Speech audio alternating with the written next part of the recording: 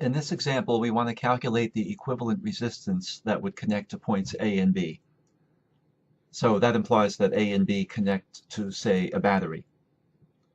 So first, let's look at the nodes in the circuit. So here is node A, and I'll just give that a larger label. Next, if we look at the bottom of the circuit and highlight as much of that wire as possible, then you'll see that all that wire is actually node B and not just the point that was shown. So we'll give it a larger label. And here we have it. And last but not least, that wire in the upper right corner, that would be node C. That was not indicated earlier. And we'll give it a label. So that looks kind of confusing. And I want to show you a technique to help simplify identifying series and parallel combinations. So first, let's look at a list of our branches or resistors. So I see each value, the 150 ohms, for example, and the nodes it connects to. So 150 goes from A to B. There's a 200 from A to C, another 200 from B to C, and a 600 from B to C.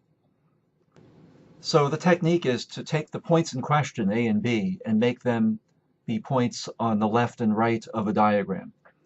And then therefore we have node C in the middle. And what we want to do is just account for each of the four resistors correctly.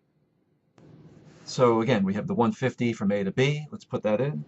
The 200 from A to C. Another 200 between B and C. And last but not least, the 600 between B and C. I think you'll agree that looking at this, it's a lot easier to see how to combine the resistors in series and parallel. In fact, you can just by looking at it see between B and C, the 200 and 600 are in parallel. When you calculate that result, you would then be in series with the other 200 that's currently between A and C. And when you calculate that result, that's then in parallel with 150. So it's kind of obvious how to handle it, that maybe in the original circuit it wasn't so obvious. So again, the 200 and 600 in parallel become a 150. Notice that node C now is unshaded because it only connects to two branches. So the 150 and 200, because they share a single unshaded node, they're in series. And so we add those values and get 350, which is now in parallel with 150. And that gives us our result of 105. So the equivalent resistance between points A and B then is 105 ohms.